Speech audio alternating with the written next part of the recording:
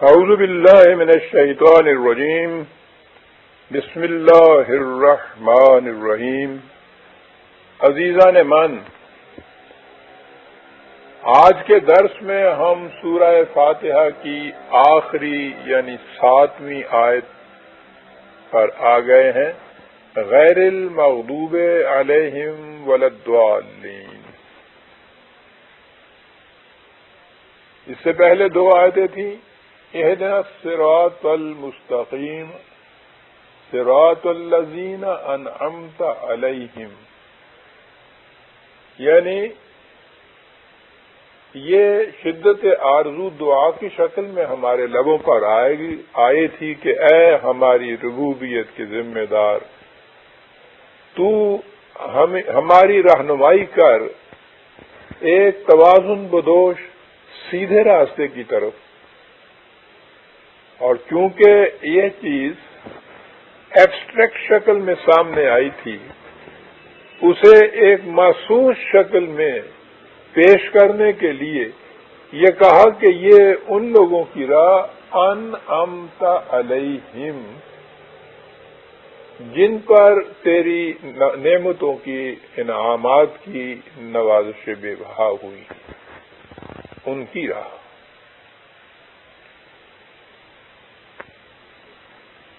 اس کے ساتھ اگلا لفظ ہے غیر المغضوب علیہم ولا الضالین۔ ان آیتوں کا ترجمہ عام طور پر ہمارے ہاں یہ کیا جاتا ہے کہ دکھا ہم کو راہ سیدھی، راہ ان لوگوں کی جن پر تو نے اپنا انعام کیا، نہ ان کی جن پر تیرا غضب ہوا یا جو گمراہ ہوئے۔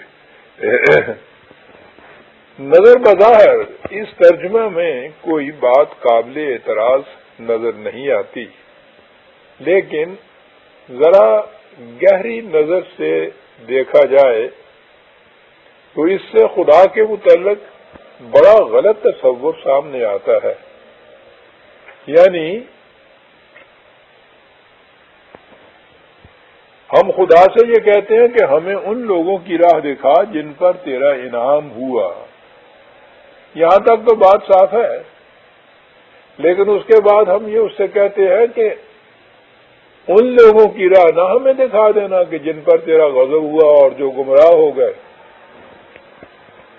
یعنی معاذ اللہ ہم کہہ یہ رہے ہیں کہ خدا جہاں ان لوگوں کی راستے کی طرف رہنمائی کرتا ہے جو اس کے انعامات سے نوازے گئے ہیں، وہ ان کی طرف بھی رہنمائی کر دیا کرتا ہے جن پر ان کا غضب وارد ہوا، جو گمراہ ہوئے۔ تو ہم کہہ اس سے رہے ہیں کہ ہماری رہنمائی ان کی طرف کرنا جن پر تیرا انعام ہوا، کہیں دیکھنا ان کی طرف رہنمائی نہ کر دینا جن پر تیرا غضب ہوا اور یہ گمراہ ہو گئے۔ معاذ اللہ، معاذ اللہ۔ خدا کے متعلق آپ نے دیکھا کہ یہ تصور کس قدر غلط اور گمراہ کن ہے۔ خدا ان لوگوں کی طرف رہنمائی کرے گا جن پر اس کا غضب ہوا اور جو خود گمراہ ہوئے۔ لیکن اسی ترجمے پر کیا موقوف ہے؟ آگے چل کر اگر آپ نے میرے اور درس بھی سنے یا اور لٹریچر بھی پڑھا تو آپ کے سامنے اس قسم کی خون چکان داستانیں بھی آئیں گی جن میں خدا کی ایک صفت المدلو بھی بیان کی گئی، گمراہ کرنے والا۔ استغفر اللہ۔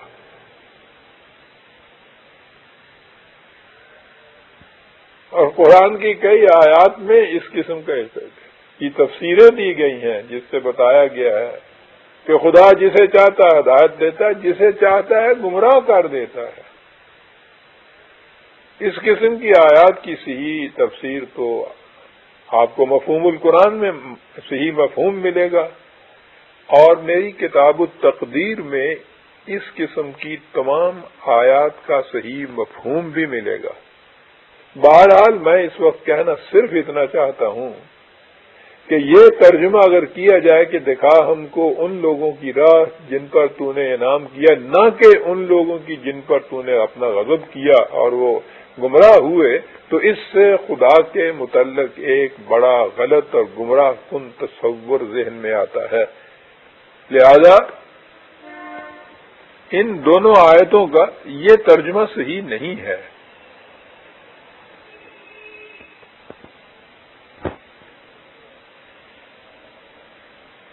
اصل یہ ہے کہ قرآن کریم اپنے حقائق اور معارف کو، جیسا میں نے پہلے بھی کہا تھا، ازداد کے ذریعے واضح کرتا ہے، اور یہ طریقہ بڑا دل نشین اور مؤثر ہوتا ہے۔ مثلا وہ نور اور ظلمت، تاریکی اور روشنی، دھوپ اور سایہ، نابینا اور اندھا، اس قسم کے الفاظ ایک دوسرے کے مقابل لا کر اپنے مقصد کی وضاحت کرتا ہے۔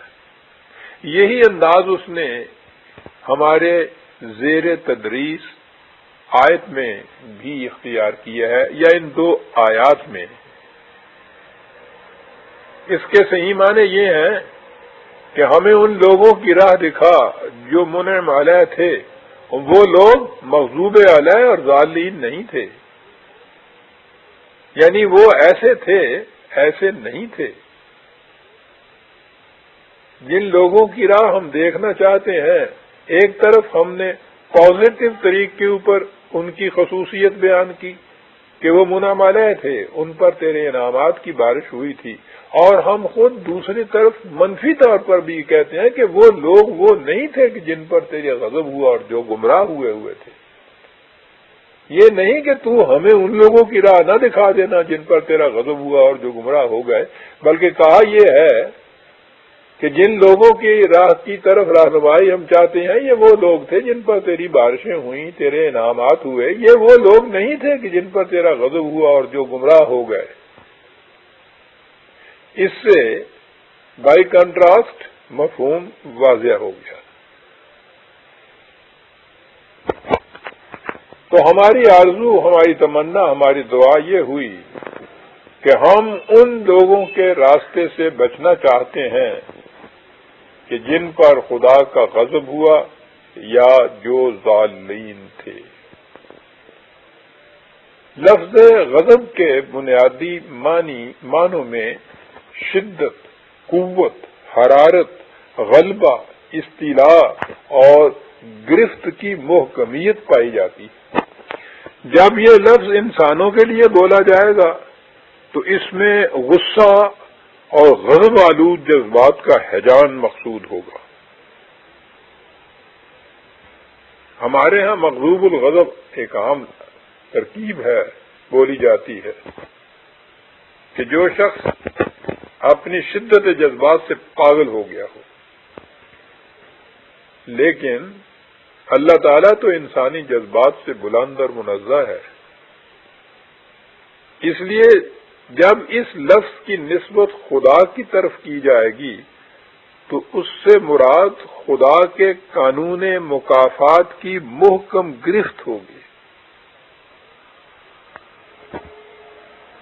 حضرت اقبال نے کہا ہے کہ حذر ہے چیرہ دستاں، سخت ہیں فطرت کی تعزیریں۔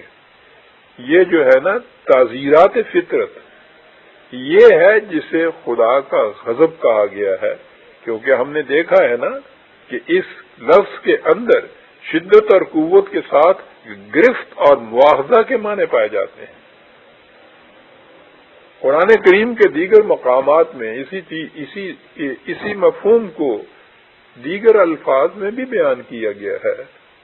ایک جگہ کہا ہے کہ ان بطش ربک لشدید 85/12۔ یاد رکھو خدا کی گرفت بڑی محکم ہوتی ہے۔ دوسرے مقام پہ فرعون کے متعلق ہے فَأَخَذْنَاهُ أَخْذًا وَبِيلًا، ہم نے اسے فرعون کو بڑی محکم گرفت میں پکڑ لیا۔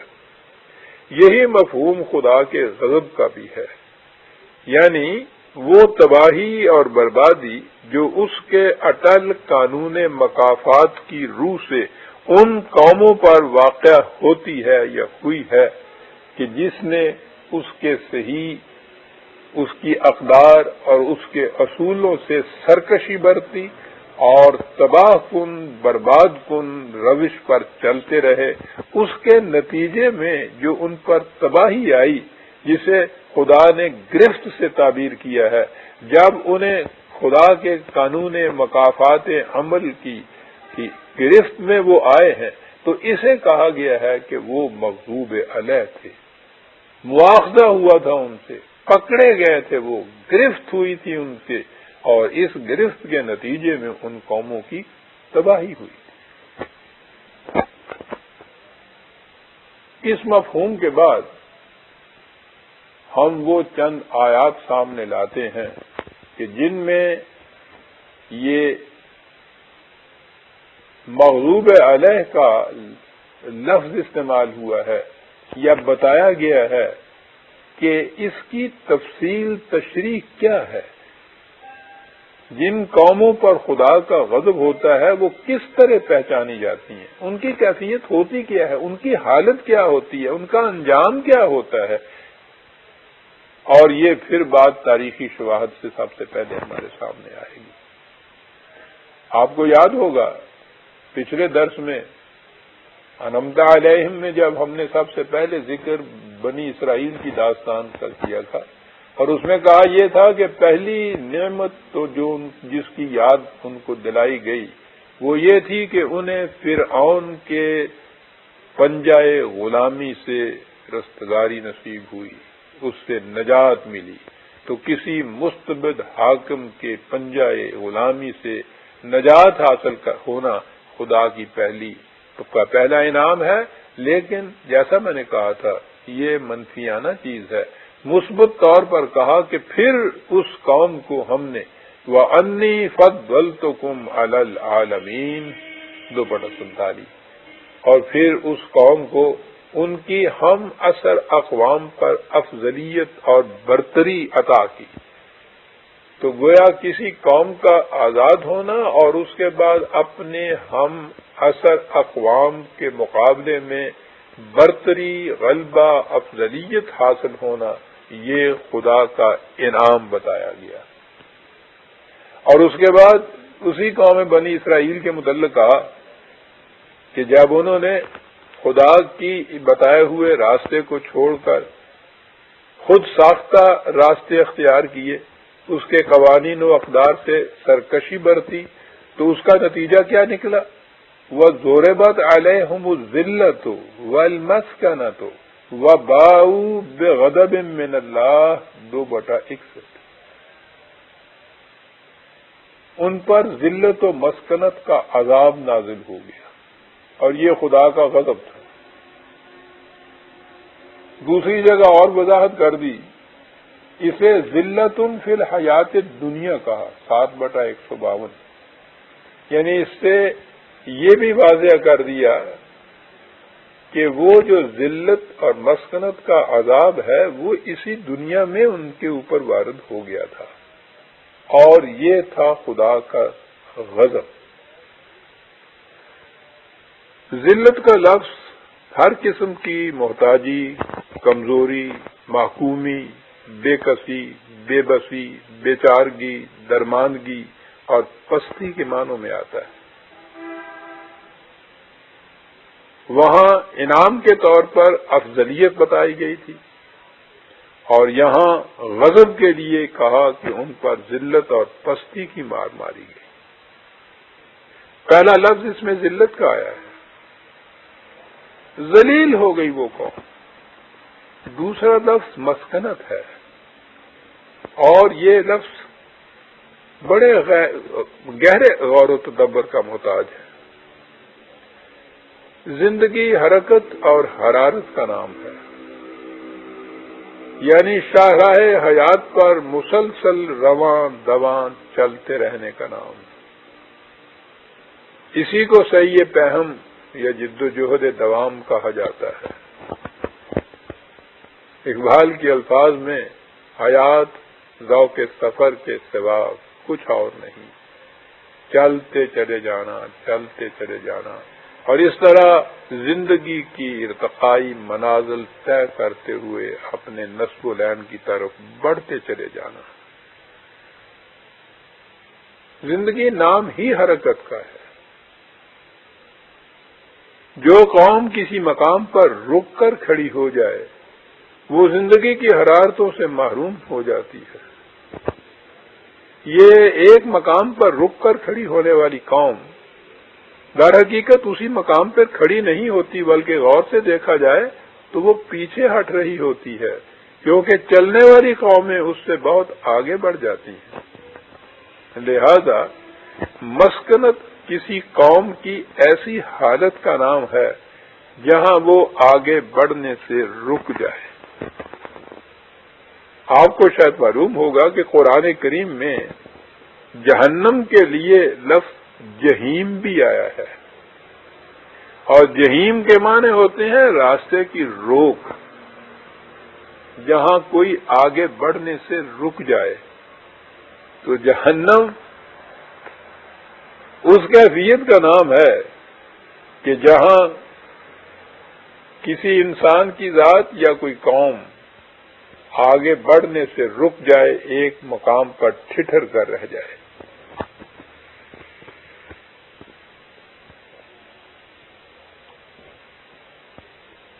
خدا کے اس اصول کو ہم پہلے دیکھ چکے ہیں کہ جو نعمتیں کسی قوم کو حاصل ہوں وہ ان سے کبھی نہیں چھینی جاتی جب تک وہ قوم اپنی نفسیاتی دنیا میں تغیر پیدا نہ کرے۔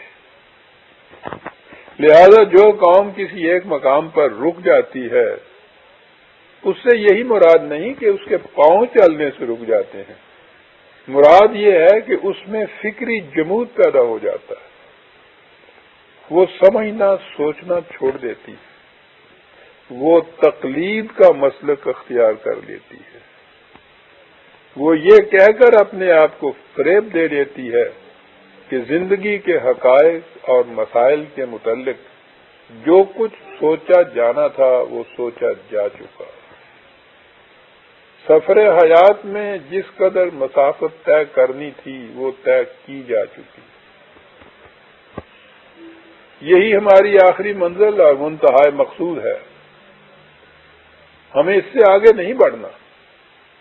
اس کے لیے ان کے پاس سند صرف یہ ہوتی ہے کہ یہ وہ مسلک ہے جسے ہمارے آباء و اجداد یعنی اسلاف نے اختیار کیا تھا۔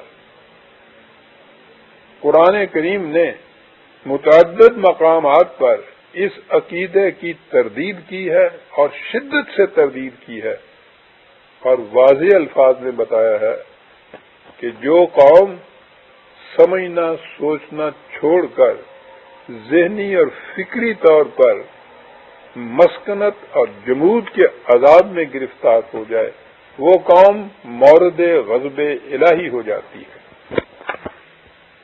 مثلاً قرآن کریم میں قوم عاد کی تباہی کی داستان کے سلسلے میں فرمایا کہ جب ان کی طرف خدا کے پیغمبر حضرت ہود نے انہیں خدائے واحد کی محکومیت اختیار کرنے کی دعوت دی تو انہوں نے اس کے جواب میں کہا کہ کیا تم یہ چاہتے ہو کہ ہم اپنے اسلاف کا مسلک چھوڑ دیں؟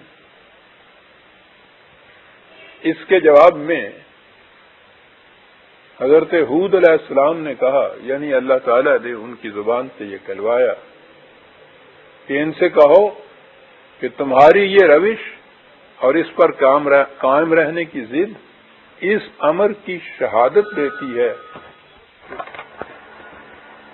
کہ قد وقع علیکم من ربکم رجس وغضب 7/71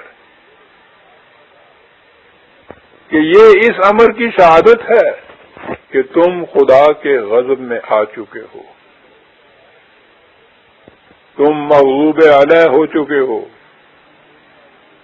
جو قوم آگے بڑھنے سے انکار کرے، جس کی نگاہیں صرف ماضی کی طرف رہیں، جو کسی ایک مقام کے اوپر جامد اور ساکن کھڑی ہو جائے اور اس کے جواز میں سند یہ پیش کرے کہ یہ ہمارے اسلاف کا راستہ ہے، ہم اس کو نہیں چھوڑنا چاہتے.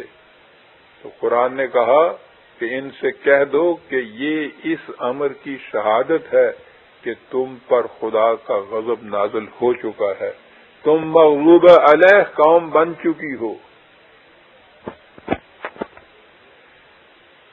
اس کا نتیجہ کیا ہوا؟ یہ یوں ہی معاذ اللہ جیسے کہتے ہیں کہ وہ لعنت اور پھٹکار تھی جو خدا کی طرف سے پڑ گئی اس قوم کے اوپر. نہیں، اس قسم کی روش پر ضد کرنے والی قوم مغضوب علیہ جب ہوتی ہے تو اس کے متعلق کہا کہ وَقَطَعْنَا دَابِرَ الَّذِينَ كَذَّبُوا بِآيَاتِنَا، وہ چونکہ ہمارے قوانین کی تکذیب کرتی تھی اس قوم کی جڑ کٹ گئی. اللہ اکبر. تو مغضوب علیہ قوم وہ ہے جو زندگی کی تمام شادابیوں اور سرفرازیوں سے محروم ہو جاتی ہے، جس میں حرکت اور حرارت باقی نہیں رہتی اور اس کے شجر حیات کی جڑ تک کٹ جاتی ہے.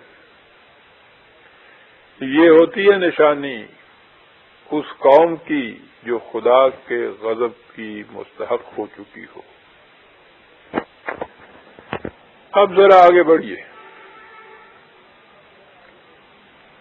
آپ کو یاد ہے کہ منعم علیہ قوموں کے سلسلے میں قرآن نے یہ بھی کہا تھا کہ یہ وہ مجاہدین ہوتے ہیں کہ جب ان سے کسی نے کہا کہ تمہیں معلوم ہے کہ تمہارے خلاف تمہارے دشمنوں نے کتنا بڑا لشکر جرار تیار کر رکھا ہے، ڈرو ان سے، تو اس سے ان کا ایمان اور بڑھ گیا اور انہوں نے کہا کہ حسبنا اللہ و نعم الوکیل، خدا دارم چہ غم دارم. انہوں نے اتنا لشکر عظیم اگر جمع کر رکھا ہے تو ہم اس سے ڈرتے نہیں ہیں. ہمارے پاس وہ سر و سامان اور وہ قوت و تقویت ہے جو ان لوگوں کو حاصل ہی نہیں ہو سکتی کہ جو خدا کے قوانین اور اقدار کے خلاف چلتے ہیں. اس لیے ہمیں ان سے ڈرنے کی کوئی بات نہیں ہے. تو اس کے بعد یہ ہے کہ یہ لوگ پھر میدان جنگ سے خدا کی نعمتوں کی جھولیاں بھر بھر کر واپس لوٹے. ایک نقشہ یہ تھا. اس کے بالکل ضد کے طور پر، یعنی اس کے برعکس متضاد مثال دینے کے لیے قرآن نے یہ کہا کہ کشمکش حق و باطل میں یہ جو کفر اور اسلام کی جنگ ہوتی ہے، اس جنگ میں اگر کوئی میدان جنگ سے پیٹھ دکھا کر بھاگ اٹھتا ہے تو اسے کیا کہا جائے گا. اور عزیزان ایمان غور کیجئے کہ مثال قرآن کریم نے اس قدر، جسے ایکسٹریم کہتے ہیں، ایکسٹریم پر پہنچ کر ایک مثال دی ہے. جنگ بدر کا واقعہ ہماری تاریخ میں نہیں، دنیا کی تاریخ کے اندر ایک نادر واقعہ ہے.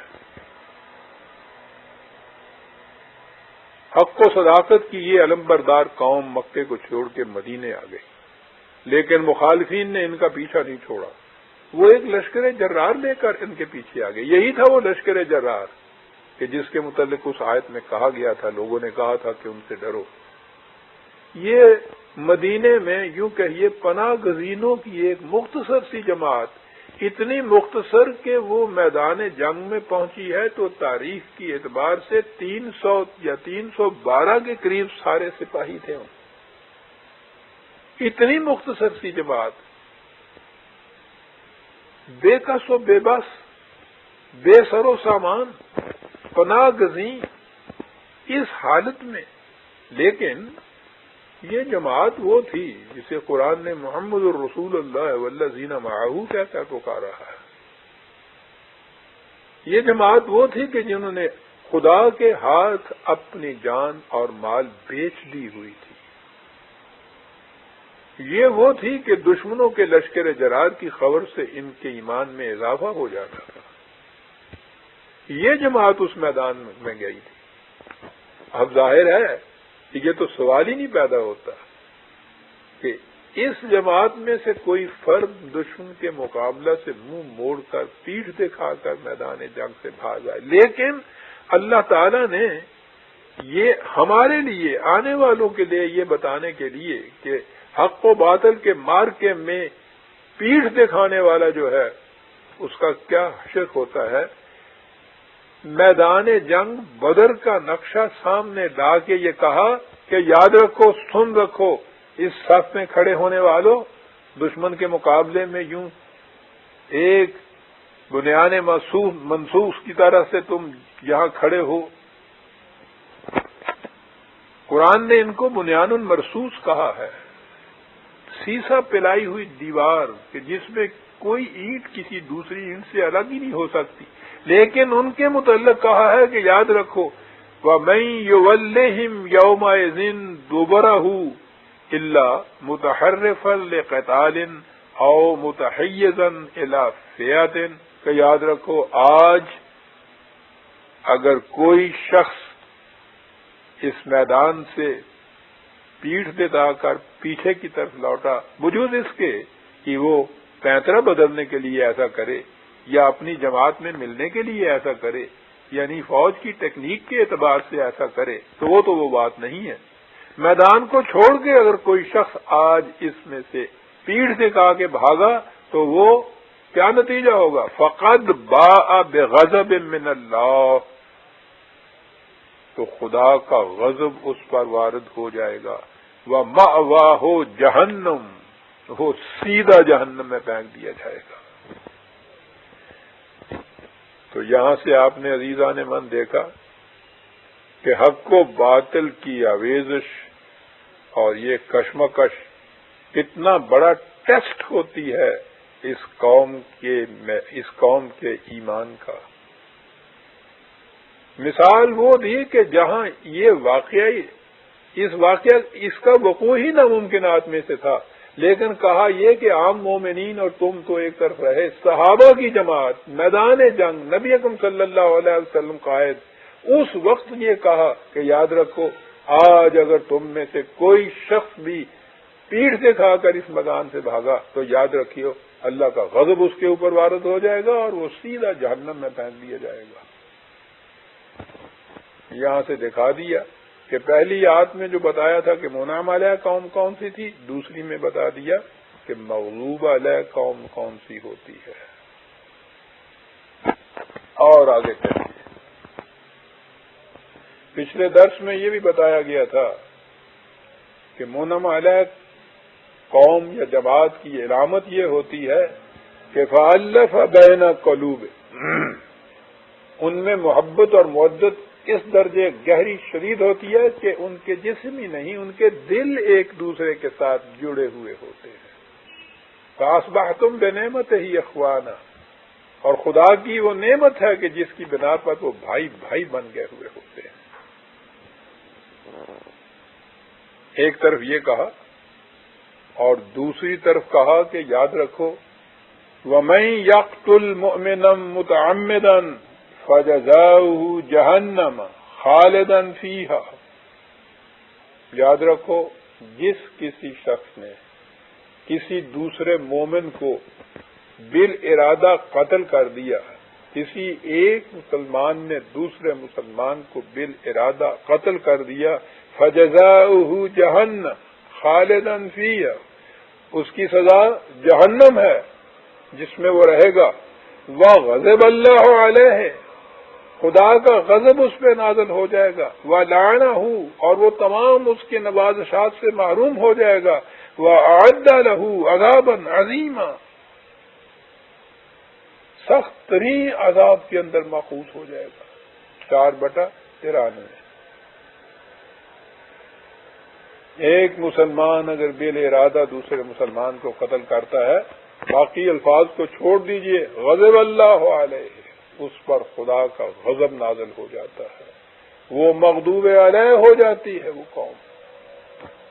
تو آپ نے دیکھا منعم علیہ وہ تھی کہ جن کے دل باہمی جڑے ہوئے تھے، وہ ایک دوسرے کے بھائی بھائی تھے، اور مغضوب علیہ کسی ایک مومن کو بھی اگر دوسرے نے بال ارادہ قتل کر دیا تو وہ مغضوب علیہ ہو جاتی ہے، اللہ کا غضب اس کے اوپر نازل ہو جاتا ہے، جہنم ہوتا ہے اس کا مصیر اور اس کا مآب۔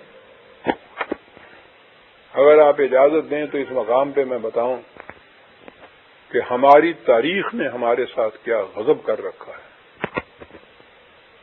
آپ کو معلوم ہے کہ ہماری تاریخ صدر اول کی تاریخ، اہل رسالت مآب اور عہد صحابہ رضی اللہ تعالیٰ عنہ کی تاریخ قریباً 250 سال بعد مرتب ہوئی بغیر کسی پریویس ریٹن ریکارڈ کے، اور جنہوں نے مرتب کی میں ان کے متعلق کچھ نہیں کہنا چاہتا۔ اس تاریخ کی بے شمار مثالیں میں نے پیش کی ہوئی ہیں، لیکن اس تاریخ کی ایک مثال صرف میں آپ کے سامنے پیش کرتا ہوں۔ یہاں کہا یہ گیا ہے کہ کسی ایک مومن نے کسی دوسرے ایک مومن کو ارادتاً قتل کر دیا، خدا کا غضب اس کے اوپر، جہنم میں جائے گا، لعنت اس کے اوپر ہوگی، عذاب عظیم ہوگا۔ ایک سانس میں اللہ تعالیٰ نے اتنا کچھ کہا ہے، ایک مومن کا بالارادہ قتل۔ اور آپ کو معلوم ہے کہ آپ کی تاریخ یا ہماری تاریخ ہمیں کیا بتاتی ہے؟ عام مومن نہیں، صحابہ کرام کی جماعت، جن کے متعلق قرآن کی شہادت ہے کہ رضی اللہ عنہ ورضوا عنہ، وہ اللہ سے راضی ہو گئے، اللہ ان سے راضی ہو گئے، جن کے متعلق بألفاظ صریح قرآن نے کہا ہے کہ ان کے لیے جنت انتظار کر رہی ہے، ان کا بشارتیں ہیں ان کے لیے خدا کی طرف سے، جنہیں محمد الرسول اللہ والذین معہ کہہ کے پکارا ہے، اشداء علی الکفار رحماء بینہم، یہ آپس میں ایک دوسرے کے ساتھ نہایت محبت کے سلوک رکھنے والے، رحماء بینہم، مقابل اور دشمن کے مقابل میں ایک سخت چٹان کی حیثیت رکھنے والے، رحماء بینہم، بھائی بھائی ایک دوسرے کے، دل ملے ہوئے۔ اور یہ صحابہ کبار پورے کے پورے ہماری اس تاریخ کی روح سے دیکھیے، یہ تاریخ کس قدر غلط پیش کی گئی ہے ہمارے سامنے۔ تاریخ یہ بتاتی ہے کہ صحابہ کی یہ پوری جماعت حضرت عثمان رضی اللہ تعالیٰ عنہ کی شہادت کے بعد یہ پورے صحابہ دو گروہوں میں بٹ گئے۔ ایک گروہ کی قیادت حضرت عائشہ الصدیقہ کر رہی تھی رضی اللہ تعالیٰ عنہ، دوسرے گروہ کی قیادت حضرت علی کرم اللہ وجہ کر رہے تھے۔ پورے صحابہ سارے ان دو گروہوں میں بٹے ہوئے تھے، دونوں میدان جنگ کے اندر تھے، اور دونوں گروہ آپس میں جنگ اور قتال کے اندر مصروف ہوئے۔ وہ کہتے ہیں 10,000 کے قریب صحابہ شہید ہوئے اس ایک جنگ کے اندر۔ استغفر اللہ۔ اور اس کے تھوڑے ہی عرصے کے بعد پھر جو اگلی جنگ صفین ہوئی، جس میں ایک طرف حضرت علی رضی اللہ تعالیٰ عنہ اور دوسری طرف حضرت معاویہ رضی اللہ تعالیٰ عنہ تھے، اس میں بھی سارے دونوں طرف صحابہ ہی تھے۔ اور ان کی کیفیت کیا تھی؟ اس میدان جنگ میں تاریخ بتا رہی ہے ہماری 70,000 شہید ہوئے، معاذ اللہ۔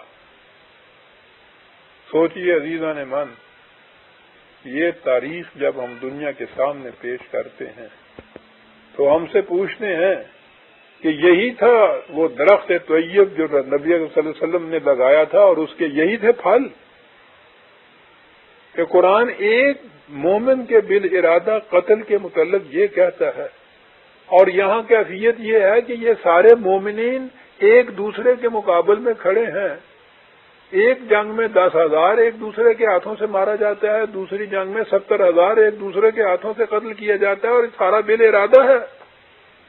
معاذ اللہ، معاذ اللہ۔ عزیزان من، یہ ہے وہ تاریخ کہ جس کی سچے ہونے سے میں انکار کرتا ہوں کہ یہ بہت بڑی سازش ہے جو ہمارے خلاف کی گئی ہے۔ بہرحال یہ تو ایک ضمنی نقطہ تھا۔ میں کہہ یہ رہا تھا کہ قرآن کریم نے کہا یہ ہے کہ اگر کوئی مومن دوسرے مومن کو بالارادہ قتل کر دے تو خدا کا غضب اس کے اوپر نازل ہو جاتا ہے۔ قرآن کریم کی ایک اور حقیقت بھی بڑی ہی جامع اور عبرت آموز ہے۔ قرآن ایک مکمل ضابطۂ حیات ہے، اور مکمل ضابطۂ حیات ہونے کے معنی یہ ہیں کہ اسے پورے کا پورا اختیار کیا جائے گا۔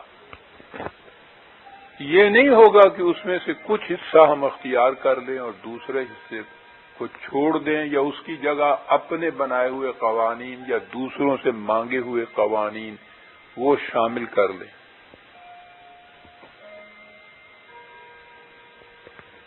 یہ روش ایمان کی روش نہیں ہے، یہ شرک کی روش ہے۔ اسلام کو اختیار کرنا ہے تو کافۃً اختیار کرنا ہوگا، پورے کا پورا ضابطہ۔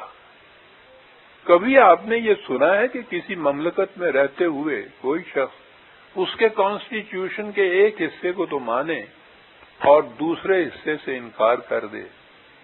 تو کیا آپ اسے اس مملکت کا وفادار شہری تسلیم کرنے کے لیے تیار ہوں گے؟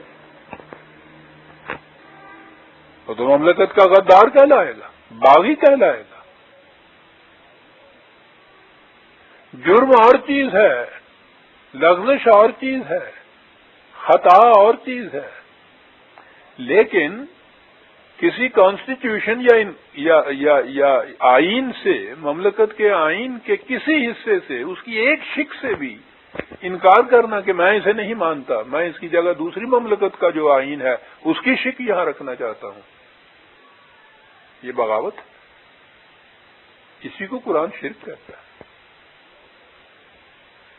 سورہ بقرہ میں یہودیوں کا جہاں قصہ آیا ہے وہاں قرآن نے یہ کہا ہے، بڑی بڑی عمدہ مثال ہے صاحب عزیزان مان۔ ان کی کیفیت یہ ہے کہ پہلے تو یہ اپنے میں سے وہ کمزور اور غریب لوگ جو ذرا سا بے سہارا رہ جاتے ان کو یہ پہلے تو اپنے گھروں سے نکال دیتے، اور اس نکالنے کے بعد جب انہیں دوسری قوم کے افراد پکڑ کے لے جاتے ہیں اور غلام بناتے ہیں تو پھر یہ باہمی مل پر چندہ اکٹھا کرتے ہیں اور کہتے ہیں کہ چلیے ان کا کفارہ دے کر ان کو چھڑا کر لائیں، اور کہتے یہ ہیں کہ قیدیوں کو چھڑانا جو ہے یہ بڑا ثواب کا کام ہے۔ قرآن کہتا ہے کہ یہ قیدیوں کو چھڑانا جو ہے یہ تو ثواب کا کام ہے، اور وہ جو تم نے ان کو گھروں سے نکالا تھا اس کے متعلق کیا چیز؟ خدا کا قانون تو یہ ہے کہ جو اپنے ہیں ان کو ان کے گھروں سے نکالو نہیں، اور اگلی چیز یہ ہے کہ اگر کوئی اتفاق سے، سوء اتفاق سے کسی دوسرے کی گرفت میں آ جائے تو اسے اس سے چھڑاؤ، دونوں چیزیں اکٹھی کرو نا۔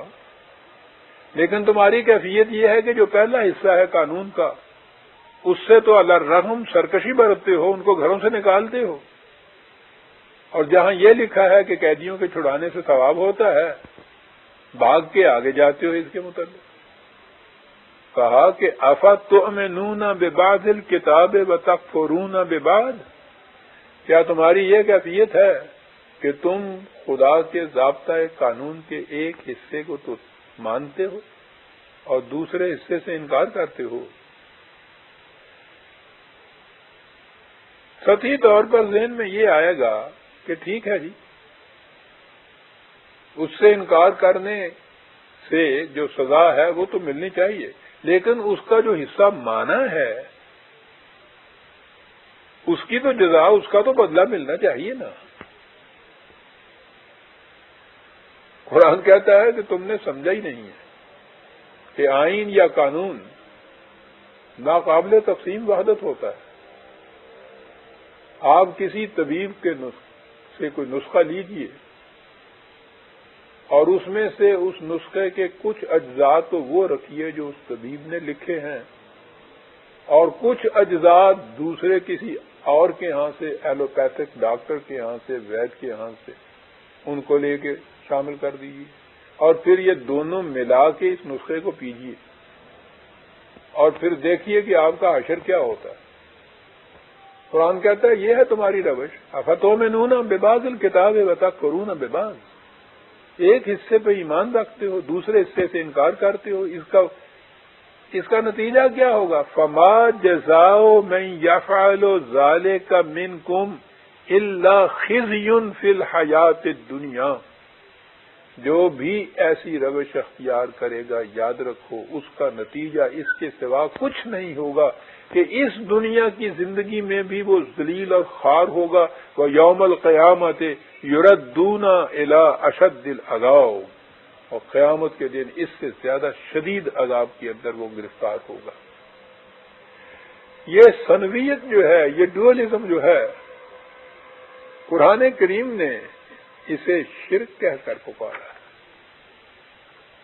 اور اسی لیے یہ اس نے کہا ہے کہ وما یؤمن اکثرهم باللہ الا وهم مشرکون، اکثر لوگوں کی کیفیت تم یہ دیکھو گے کہ وہ مومن کہلاتے ہوئے بھی مشرک کے مشرک ہی رہتے ہیں۔ قرآن کریم نے غضب کے لیے ایک اور لفظ بھی اپنے ہاں استعمال کیا ہے، وہ ہے سین خے توئے سخط اللہ۔ اس نے دوسرے مقام پہ کہا ہے کہ یہ لوگ کہ جو کچھ حصہ تو خدا کے اس قانون کا تسلیم کرتے ہیں، اور وہ لوگ کہ جو خدا کی اس قانون سے متنفر ہوتے ہیں، اس سے منکر ہوتے ہیں، ان سے یہ کہتے ہیں کہ سنطیعکم فی بعض الامر، کوئی بات نہیں، ہم اسے بھی مانتے رہتے ہیں اور بعض امور میں ہم تمہاری بھی اطاعت کر دیں گے۔ ان کے ساتھ اس قسم کا کمپرومائز کرتے ہیں وہ۔ اللہ تعالیٰ کہتا ہے کہ اس وقت تو تمہیں کیا بتائیں، اس وقت اگر تم بنگاہ تعمق دیکھ سکو، جب یہ وفات کا وقت ہو اور خدا کے مرسلین جو ہیں ان کو اس دنیا سے لے جا رہے ہوں، تو اس وقت جو ان کی کیفیت ہوگی وہ اس وجہ سے بِأَنَّهُمُ اتَّبَعُوا مَا أَسْخَطَ اللَّهَ وَكَرِهُوا رِضْوَانَهُ، کہ انہوں نے اتباع کیا ان کا کہ جس پر خدا کا غضب نازل ہوا تھا۔ تو یہاں سے یہ نظر آیا کہ خود اس قسم کا جرم کرنا تو ایک طرف رہا، جو خدا کی مغضوب علیہ قوم ہو اس کے ساتھ اس قسم کا کمپرومائز کرنا بھی اس قوم کو خدا کا مغضوب علیہ بنا دیتا ہے۔ اب آئیے اس میدان کی طرف جو ویسے ہی پوری تاریخ انسانیت میں خاص اہمیت رکھتا ہے، اور ہمارے اس دور میں تو اس نے بہت ہی اہمیت اختیار کر رکھی ہے، اکنامک کا، معاشیات کا دور جو ہے۔ پچھلے درس میں نے عرض کیا تھا کہ منعم علیہم ان کو کہتے ہیں کہ جنہیں خدا کی نعمتیں میسر ہوں اور وہ خود تنہا اپنے لیے ان کو سمیٹ کر نہ رکھ لیں، ان کو ڈھانپ کر نہ رکھ لیں، بلکہ وہ محتاجوں کو اور ان لوگوں کو کہ جن کو ان کی ضرورت ہے انہیں آوازیں دے دے کر بلائیں اور انہیں اس کے اندر شریک کریں۔ یہ جو طریق تھا رزق کی تقسیم کا، یہ تھا متوازن طریق، یعنی پورا توازن برقرار رہے پوری قوم کا۔ یہ صورت نہ ہو کہ اس میں کوئی طبقہ تو ایسا ہے کہ جس کو اس قدر فراوانی سے یہ چیزیں حاصل ہے، اور دوسرا طبقہ ایسا ہے جو نان شبینہ تک سے بھی محتاج ہے، تو اس سے تو آپ نے دیکھا کہ توازن بگڑ جاتا ہے۔ اسے قرآن نے بڑے عجیب انداز میں کہا ہے۔ پچھلی دفعہ یہ تو آپ نے سن لیا تھا نا، خدا نے کہا تھا کہ اس کا جو غضب نازل ہوتا ہے تو وہ خوف اور بھوک کی شکل میں آتا ہے۔ یہاں ایک اور چیز کہی، کہا وَكَمْ أَهْلَكْنَا مِنْ قَرْيَةٍ بَطِرَتْ مَعِيشَتَهَا 28/58۔ کہا بہت سی قومیں مفلسی اور غریبی کی وجہ سے تباہ نہیں ہوئی، بلکہ دولت کی فراوانی کی وجہ سے تباہ ہو گئی۔ بھئی اس فراوانی میں انہوں نے کیا کیا جس کی وجہ سے وہ تباہ ہو گئی؟ سنیے عزیزان من، کیا الفاظ ہیں۔ 20/81 آیت کا حوالہ ہے۔ کہا کہ کلو من طیبات ما رزقناکم، خدا کے عطا کردہ رزق کو حلال اور طیب طریق سے کھاؤ۔ حلال اور طیب طریق، اور اس کی آگے تشریح کر دی کہ ولا تطغوا فیہ، ایسا طریق اختیار نہ کرو جس سے تقسیم رزق غیر متوازن ہو جائے۔ ولا تطغوا فیہ کا یہ مفہوم سورہ الرحمن کی اس آیت سے واضح ہے، جہاں کہا گیا ہے کہ اللہ تطغوا فی المیزان، تم ترازو میں، میزان میں عدم توازن نہ پیدا ہونے دو، رزق کی تقسیم میں ڈنڈی نہ مارو، ترازو میں عدم توازن نہ پیدا ہونے دو۔ کیا الفاظ ہیں عزیزان من! اگر ایسا کرو گے تو کیا ہوگا؟ فَيَحِلَّ عَلَيْكُمْ غَضَبِي، ہمارا غضب تم پر نازل ہو جائے گا۔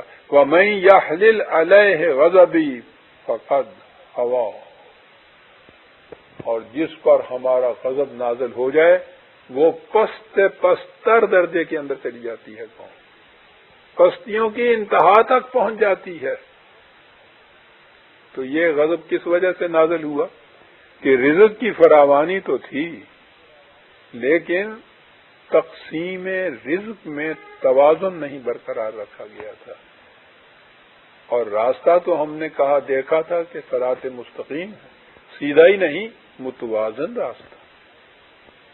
تو راستے کا توازن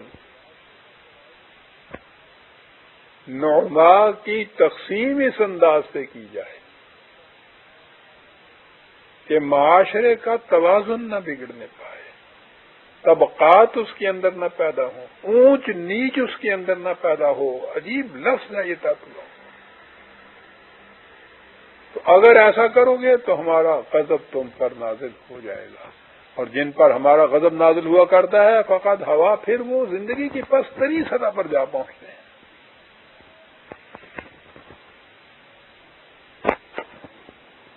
اب آگے بڑھیے۔ اتنا ہی نہیں کہ قرآن کریم نے کہا ہے کہ یاد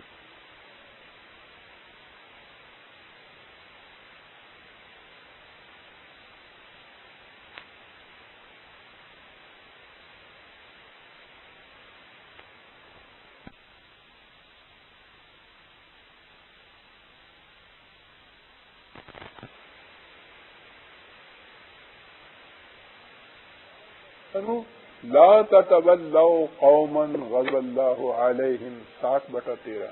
اے جماعت مومنین، تم ان لوگوں کو اپنا دوست مت بناؤ جو غضب خداوندی کے مورد ہیں۔ ان تصریحات سے واضح ہے کہ جب ایک عبد مومن اپنی اس آرزو کا اظہار کرتا ہے کہ میں کہیں ان لوگوں کے راستے پر گامزن نہ ہو جاؤں جو مغضوب علیہ ہیں، تو اس سے اس کا مقصود کیا ہوتا ہے، اور قرآن کریم کا اس باب میں منشا کیا ہے، اتنا ٹکڑا واضح ہو گیا۔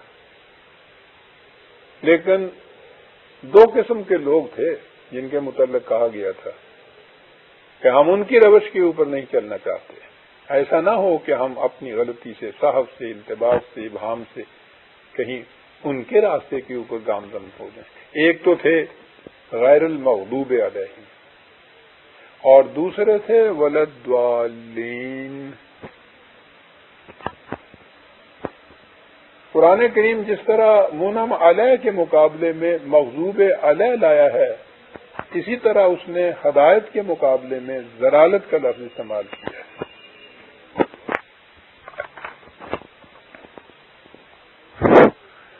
ترجمہ تو اس کا ہمارے ہاں عام طور پر گمراہ کرتے ہیں، لیکن اس کے معنی اس سے زیادہ وسیع بھی ہیں اور عمیق بھی ہیں۔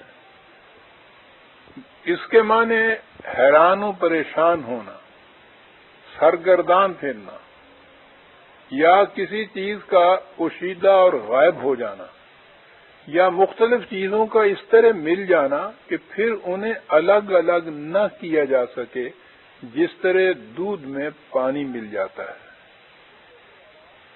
کیونکہ صحرا میں راستہ کھو دینے والا اپنی تمام تگ و تاز کے باوجود منزل تک نہیں پہنچ سکتا، اس لیے محنت اور کوشش کے ناکام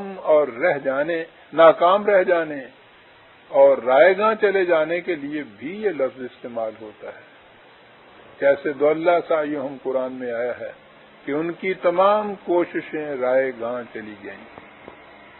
غلط راستے پر چلنے والا، یا وہ کہ جس کو صحیح راستہ ملا نہیں، وہ اپنی پریشانی میں کبھی اس راستے کو صحیح سمجھتا ہے، کبھی اس راستے کو صحیح سمجھتا ہے، تو اس طرح سے ہر غلط راستہ اس کو دھوکہ دے دیتا ہے، وہ غلط راستے کو بھی صحیح سمجھ لیتا ہے۔ تو اس طرح سے حیران اور پریشان ہونے والا، سراب کو پانی سمجھ لینے والا، عربوں کے ہاں سراب کو المدلو کہا جاتا تھا، گمراہ کرنے والا نہیں بلکہ اس طرح اپنے آپ کو دکھانے والا کہ جیسا حقیقت میں وہ نہیں ہے، اور اس لیے وہ یوں دیکھنے والا پرپلیکسڈ ہو جاتا ہے، حیران ہو جاتا ہے۔ کنفیوژن کے معنی میں یہ چیز آتی ہے، کنفیوز ہو جانا کسی معاملے کے اندر۔ اور بڑی چیز یہ ہوتی ہے راستے کی تلاش میں سرگرداں پھرنا۔ مغضوب علیہ تو وہ ہیں کہ جن کے سامنے راستے تو دونوں آ گئے تھے، صحیح بھی اور غلط بھی، اور انہوں نے غلط راستے کو چنا اور اس کے اوپر دانستہ چلے اور تباہ اور برباد ہو گئے۔ دوسرے وہ لوگ ہیں کہ جن کے سامنے راستہ ہوتا نہیں، لیکن حقیقت کی تلاش کی تڑپ ان کے دل میں ہوتی ہے، وہ چاہتے ہیں کہ حقیقت مل جائے کسی طرح سے۔ یہ جو راستے کی تلاش میں اس طرح حیران اور سرگرداں پھرنا ہے، اس کو بھی دالن سے تعبیر کیا جاتا ہے۔ نبی اکرم صلی اللہ علیہ وسلم کے متعلق قرآن کریم میں ہے وَوَجَدَكَ ضَالًّا فَهَدَىٰ 93/7۔ عام طور پر اس کا ترجمہ کیا جاتا ہے معاذ اللہ کہ ہم نے تمہیں گمراہ پایا اور سیدھی راہ دکھائی۔ اس میں شبہ نہیں کہ نبی نبوت ملنے سے پیشتر اسی معاشرے کا ایک فرد ہوتا ہے، لیکن اس میں ایک خصوصیت ہوتی ہے، آج خدا کی طرف سے ابھی وحی نہیں ملی ہوتی اس کو، وہ اس معاشرے میں ہوتا ہوا بھی ان میں کا نہیں ہوتا، وہ مطمئن نہیں ہوتا ان باتوں سے جو اس معاشرے کے اندر عام ہو رہی ہوتی ہے، ان سے تو وہ مطمئن نہیں ہوتا، لیکن اطمینان دینے والی جو چیز ہے وہ اسے نظر نہیں آتی، وہ اسے ملتی نہیں ہے۔ تو اب یہ جو کیفیت ہے کہ جو حاضر و موجود ہے اس سے اطمینان نہیں، اور جو چیز باعث اطمینان ہے وہ موجود نہیں، وہ سامنے نہیں آتی، وہ ملتی نہیں، تو وہ جو یہ کیفیت اضطرابی اس کے قلب کی ہوتی ہے کہ اس موجود سے عدم اطمینان اور جو اطمینان بخش چیز ہے اس کی تلاش میں حیران اور سرگرداں پھرنے والا، یہ جو کیفیت نبی کی ہوتی ہے یہ باقی معاشرے سے مختلف ہوتی ہے۔ باقی معاشرہ مطمئن ہوتا ہے ان غلط راستوں کے اوپر جن پہ وہ چل رہا ہوتا ہے، وہ انہیں صحیح سمجھ کے چل رہا ہوتا ہے، یہ انہیں تو یہ غلط سمجھتا ہے، لیکن صحیح کون سا ہے اس کا اسے علم نہیں ہوتا، یہ علم اسے وحی کے ذریعے ملتا ہے۔ تو حضور نبی اکرم صلی اللہ علیہ وسلم کے متعلق جو کہا گیا نا کہ وَوَجَدَكَ ضَالًّا فَهَدَىٰ، ہم نے تجھے تلاش حقیقت میں سرگرداں پایا، تیرے سینے میں تڑپ تھی حقیقت کی تلاش کی، کہ اضطراب تھا کہ تمہیں صحیح راستہ ملے، اس تڑپ اور تلاش کا نتیجہ تھا کہ ہم نے تمہیں صحیح راستہ دکھا دیا۔ تو عزیزان من، صحیح راستہ تک پہنچنے کے لیے پہلی شرط بھی یہ ہے کہ جو غلط چیزیں معاشرے میں موجود ہیں ان سے عدم اطمینان، جب عدم اطمینان ان سے ہوگا تو پھر آپ کو صحیح راستے کی تلاش، آپ کے دل میں تڑپ پیدا ہوگی صحیح راستے کی تلاش، اور وہاں آپ کو ہدایت ملے گی۔ اور اگر آپ مطمئن ہیں اس کے اوپر جو ہو رہا ہے تو اس کے بعد سوال ہی نہیں کہ آپ اس کو چھوڑ کر کسی دوسرے راستے کے اوپر چلے چلیں۔ تقلید میں ہوتا یہی ہے کہ جو کچھ معاشرے میں ہو رہا ہوتا ہے یا جو اسلاف سے چلا آ رہا ہوتا ہے وہ اس پہ مطمئن ہوتے ہیں، اس پہ وہ غور و فکر کرتے ہی نہیں۔ غور و فکر وہ کرتا ہے جو اس سے اطمینان، جس کا ان سے اطمینان نہ ہو۔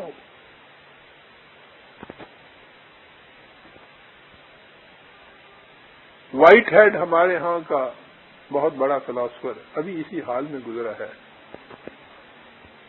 وہ کہتا ہے کہ اپنے دور کے مروجہ معتقدات و نظریات کو اعلی حال ہی تسلیم کر کے ان پر جم کر بیٹھے رہنا بت پرستی کہلاتا ہے۔ یہ عجیب بات ہے کہ خود عربوں کے ہاں بھی بت پرستی میں یہ مفہوم مضمر تھا۔ ان کی زبان میں بت کے لیے وثن کا لفظ استعمال ہوتا تھا، اور وثن کے معنی ہیں غیر متحرک اور جامد، اسی کو تقلید جامد کہا جاتا ہے۔ اس روش کا پیرو کبھی صحیح راستہ اختیار نہیں کر سکتا،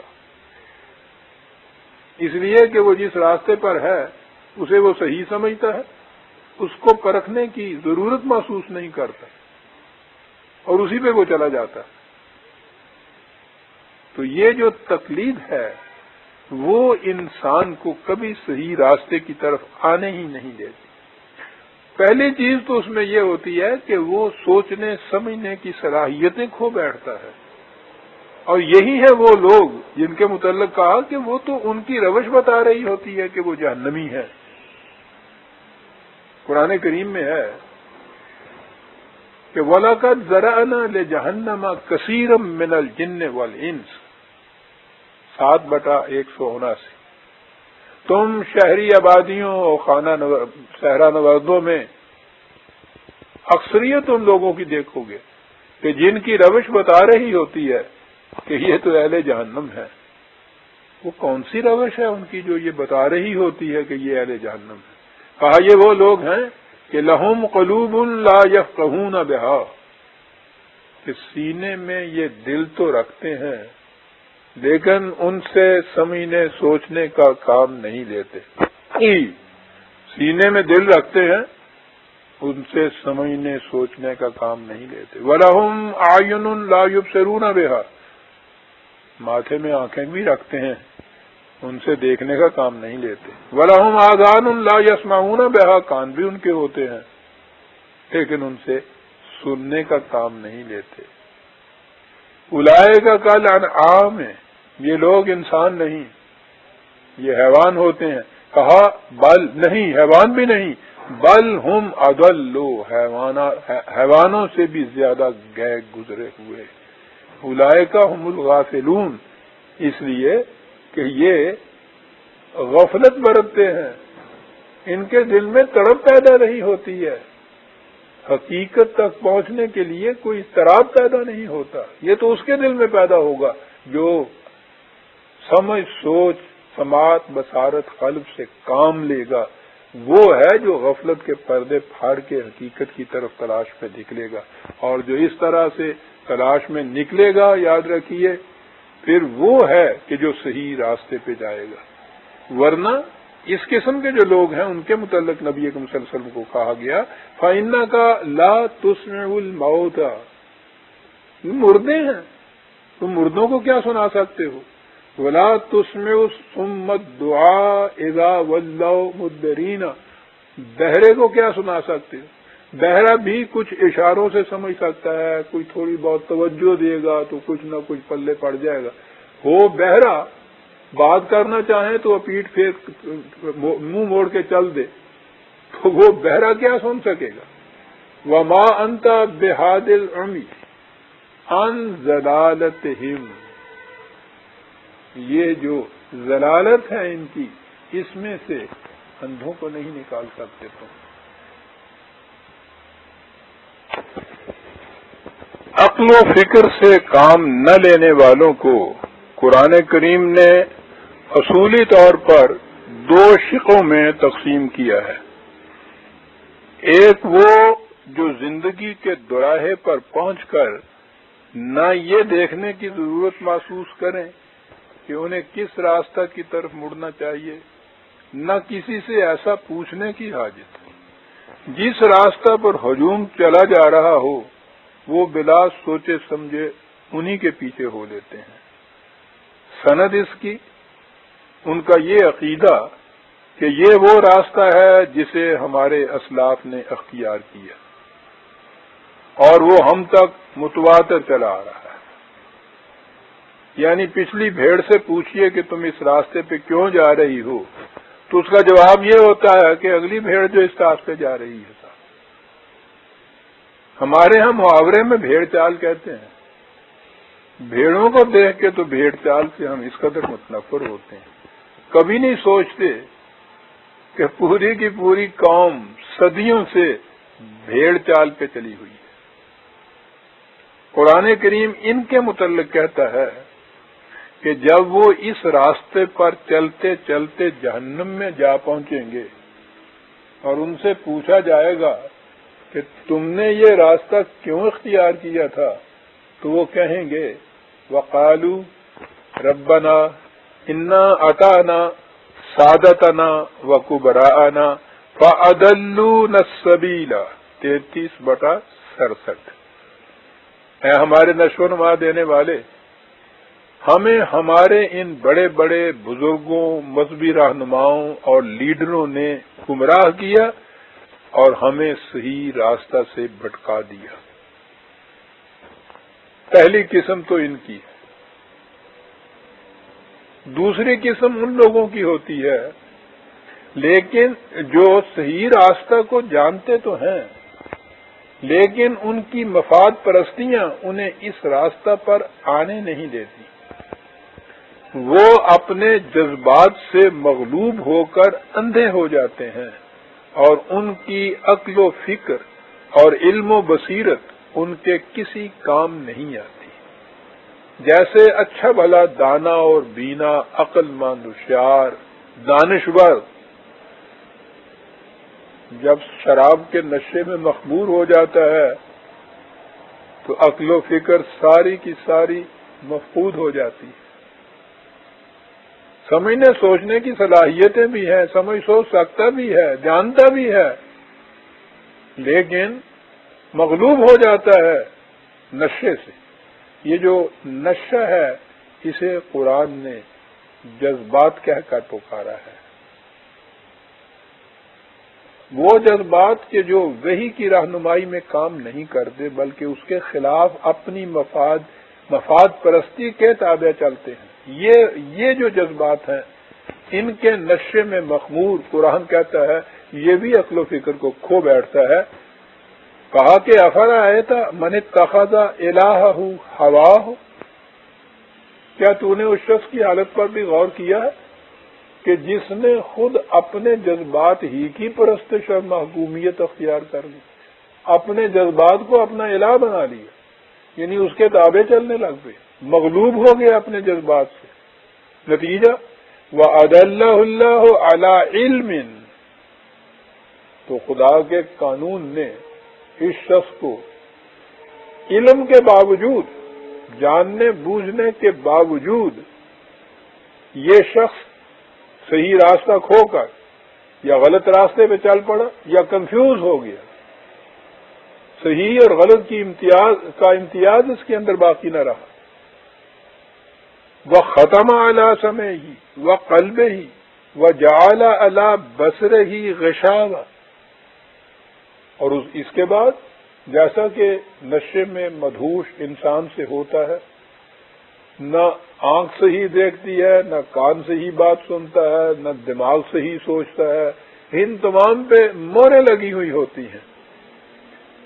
فَمَن يَهْدِيهِ مِن بَعْدِ اللَّهِ.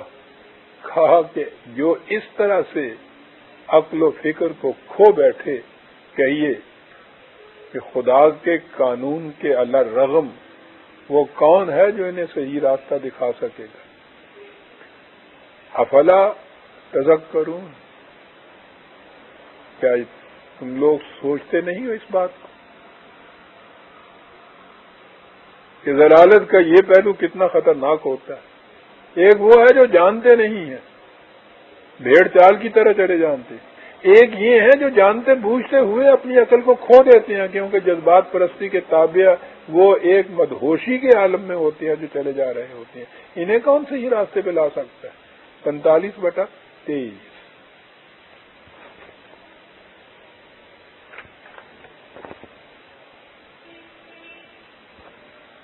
میں پھر دوہرا دوں، پہلے بھی یہ بات آ چکی ہے. انسانی جذبات ایسے نہیں ہیں کہ جو قابل نفرت ہیں اور قرآن نے ان کی بڑی مذمت کی ہے، قطعاً نہیں. جذبات تو بڑی قوت ہے انسان کے اندر، قوت عمل تو ہیں ہی جذبات، یہی تو محرک ہوتے ہیں انسان کے لیے. جذبات جو خدا کے اقدار سے سرکش ہو کر سیلاب کی شکل اختیار کر لیں اور انسان کی عقل و فکر پر غالب آ جائیں، یہ وہ جذبے ہیں. ورنہ دوسرے جو جذبے ہیں ان کے متعلق تو قرآن نے کہا وَمَنْ أَضَلُّ مِمَّنِ اتَّبَعَ هَوَاهُ بَغَيْرِ هُدًى مِّنَ اللَّهِ. 28/50. یہ لوگ کہ جو علم و عقل رکھنے کے باوجود صحیح راستے کی صحیح اور غلط کی تمیز اٹھ جاتی ہے ان کے اندر، کنفیوز ہوئے پھرتے ہیں. یہ وہ لوگ ہیں جو وحی کی روشنی کے بغیر اپنے جذبات سے کام لیتے ہیں. تو دیکھا آپ قرآن کریم نے کس طرح دونوں میں تمیز کر کے رکھ دی. اب آگے چلیے. ہمارے زمانے میں گمراہی کی ایک اور شکل بھی ہے جو اس وقت ساری دنیا میں عام ہو رہی ہے اور اسے عصر حاضر کا بہت بڑا کارنامہ سمجھا جاتا ہے. یہ وہ روش ہے جسے ڈیموکریسی یا جمہوریت کہہ کر پکارا جاتا ہے اور جس کی بنیاد اس نظریے پر ہے کہ جو بات 51% کہہ دیں وہ صحیح ہوتی. آپ سوچئے کہ یہ معیار کیا ہے. یعنی اگر اس پارٹی کے 2 ووٹ کم ہو گئے، 49 میں یہ رہ گئی، تو یہ کتنی ہی صحیح بات کیوں نہ کہے یہ غلط. اور اگر کسی طرح انہوں نے 2 ووٹ اپنے ساتھ میں لا لیے تو وہ کتنی ہی غلط بات کیوں نہ کہے وہ صحیح ہے. قرآن کریم کہتا ہے کہ یہ تو صحیح اور غلط کا کوئی معیار نہیں ہے. یہ تو گمراہی کی بدترین شکل ہے. 51 کے فیصلے کو قانون صحیح قرار دیتا ہے، قوم صحیح قرار دیتی ہے. دنیا یہ کہتی ہے کیا ڈیموکریٹکلی فیصلہ ہو رہا ہے، سب جمہوریت کے نظام کے تابع یہ فیصلہ ہو رہا ہے، کوئی اس کو چیلنج نہیں کرتا، کوئی اس کو برا نہیں سمجھتا. سوچئے تو صحیح، جو 51 کا فیصلہ لے کے اس راستے پہ چلے محض اس سند کے ساتھ کہ 51 نے اس کے حق میں ووٹ دی ہے، اس قسم کے گمراہ کو راستہ کھو دینے والے کو صحیح راستے پہ کون لائے گا. کہا وَإِن تُطِعْ أَكْثَرَ مَنْ فِي الْأَرْضِ يُضِلُّوكَ عَنْ سَبِيلِ اللَّهِ إِن يَتَّبِعُونَ إِلَّا الظَّنَّ وَإِنْ هُمْ إِلَّا يَخْرُصُونَ. 117. اگر تو انسانوں کی اکثریت کا اتباع کرے گا تو وہ تجھے خدا کی طرف لے جانے والے راستے سے گمراہ کر دے گی. یہ لوگ ظن و تخمین کا اتباع کرتے ہیں اور قیاسات پر چلتے رہتے ہیں. حق کا کوئی خارجی معیار ان کے پاس نہیں ہوتا. ان کے برعکس ان ربا کا ہوا عالم من یضل عن سبیلہ وہوا عالم بالمہتدین 6/118. غلط اور صحیح، حق اور باطل کا معیار صرف خدا کی رہنمائی ہے. یہی وہ رہنمائی ہے جس کے متعلق نوع انسان سے کہا گیا تھا کہ فمن اتبع ہدایا فلا یضل ولا یشقی 20/123. جو میری رہنمائی کا اتباع کرے گا تو نہ وہ صحیح راستہ سے بھٹکے گا اور نہ ہی جگر پاش مشقتوں میں مبتلا ہو کر سعادتوں سے محروم رہ جائے گا. میں نے عزیزان من شروع میں بتایا تھا کہ یہ دو ضلالت کا مادہ ہے. اس کے ایک معنی یہ بھی ہوتے ہیں کہ دو چیزوں کا اس طرح آپس میں مل جانا کہ انہیں الگ الگ کرنا ممکن نہ رہے. جس طرح دودھ میں پانی مل جاتا ہے تو وہ نظر دودھ ہی آتا ہے، پانی اس کے اندر گم ہو جاتا ہے، اور اس کے بعد آپ دودھ اور پانی کو الگ نہیں کر سکتے، اسے دودھ ہی کہا جاتا ہے. یہ ضلالت کون سی ہے؟ جیسا کہ میں پہلے درسوں میں بتا چکا ہوں، جب حضرات انبیاء کرام علیہ السلام کا پہنچایا ہوا دین خداوندی مذہب میں تبدیل ہو جاتا ہے تو اس میں تلبیس حق و باطل کی یہی کیفیت پیدا ہو جاتی ہے. وہ ایک دوسرے میں اس طرح مدغم ہو جاتے ہیں کہ ان کا الگ الگ کرنا تو ایک طرف، ان کی شناخت بھی مشکل ہو جاتی ہے. پھر جس طرح ایک فریب کار گوالا پانی ملے ہوئے دودھ کو خالص دودھ کہہ کر بیچتا ہے، مذہبی کاروبار کرنے والے مذہب کی خود ساختہ متاع کاسد کو دین کا زر خالص بتا کر بیچتے اور اس کی بڑی بڑی قیمتیں وصول کرتے ہیں. یہی ہے جن کے متعلق کہا گیا کہ وَمِنَ النَّاسِ مَن يَشْتَرِي لَهْوَ الْحَدِيثِ لِيُضِلَّ عَن سَبِيلِ اللَّهِ بِغَيْرِ عِلْمٍ وَيَتَّخِذَهَا هُزُوًا أُولَٰئِكَ لَهُمْ عَذَابٌ مُّهِينٌ 31/6. یہ لوگ اپنے وضع کردہ افسانوں اور خواب آور داستانوں سے لوگوں کو مبتلا فریب رکھتے ہیں تاکہ انہیں خدا کے راستے سے گمراہ کیے رکھیں. یہ ہوتے تو ہیں جاہل، لیکن اپنے آپ کو بہت بڑے عالم کہہ کر لوگوں کے مقتدا بن جاتے ہیں، اور یہ سب کچھ روٹی کی خاطر کرتے ہیں. میں یشتری بیچتے ہیں اس جس خود ساختہ مذہب کو وہ دین کا نقاب اڑا کر پیش کرتے ہیں، وہ بڑا مذہب کا انگیز ہوتا ہے. نتیجہ یہ کہ دنیا اس حقیقی دین ہی کو جس کی طرف یہ سے معاف رکھیے گا، نتیجہ اس کا یہ ہوتا ہے کہ ان کے پیش کردہ مذہب کو چونکہ دنیا دین خداوندی سمجھتی ہے اور وہ بڑا مذہب کا انگیز ہوتا ہے، تو دنیا حقیقی دین ہی کے متعلق یہ روش اور یہ ایٹیچیوڈ اختیار کر لیتی. کہا کہ جو قوم دین کے ساتھ اس قسم کا کھیل کھیل لے وہ بڑے ہی ذلت امیز عذاب میں مبتلا ہو جاتی ہے.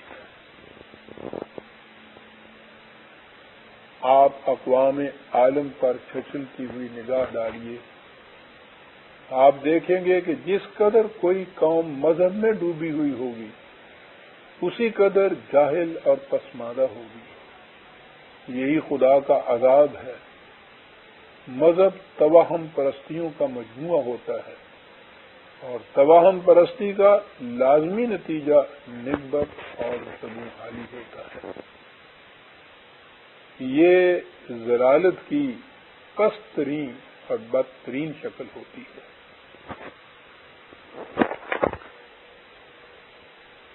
ہم نے عزیزان من غیر المغضوب علیہم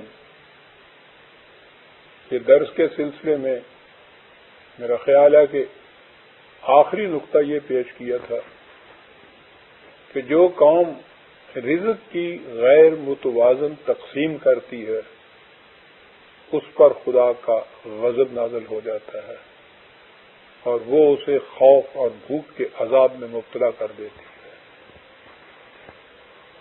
آپ دیکھیے کہ قرآن کریم نے اسی معاشی نقطے اس میں ضلالت کا کانسیپٹ، معاشی گوشے میں ضلالت کا پہلو، وہ غضب کا پہلو تھا، یہاں ضلالت کا پہلو ایک اور آتا ہے۔ آپ 20 واعظ کی زبان سے واعظ سنیے، ناصح سے نصیحت سنیے، جس شخص سے بھی یہ بات کیجیے، کسی سرمایہ دار سے یہ گفتگو کیجیے، نہایت مقدس الفاظ میں وہ یہ کہے گا کہ بابا رزق کی تقسیم خدا نے اپنے ہاتھ میں رکھی ہوئی ہے، وہ جسے چاہے امیر بنا دے، جسے چاہے غریب کر دے،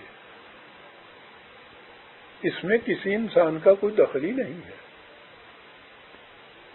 یہ کوشش کرنا بھی کہ کوئی غریب جو ہے وہ امیر ہو جائے، یہ تو گویا خدا کو چیلنج کرنا ہے، وہ اسے غریب رکھنا چاہتا ہے، تم اس کے اللہ رحم کہتے ہو کہ نہیں ہم اسے دولت مند بنا دینا چاہتے ہیں، معاذ اللہ وہ کہتے ہیں کہ خدا کے خلاف یہ چیلنج اتنا بڑا۔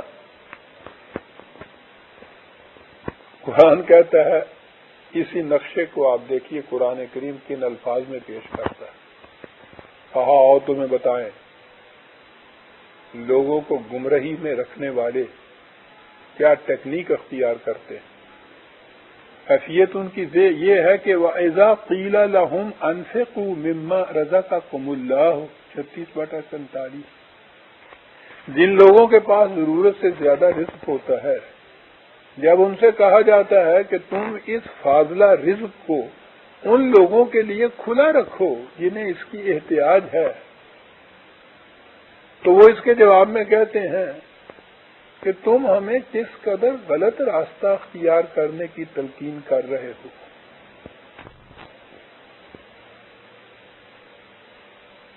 قال الذین کفروا للذین آمنوا ان نطعم من لو یشاء اللہ اطعمہ، تو یہ لوگ اس قسم کی نصیحت کرنے والوں کو، اس قسم کا مطالبہ یا تقاضا کرنے والوں سے کہتے ہیں کہ تم کیا کہہ رہے ہو؟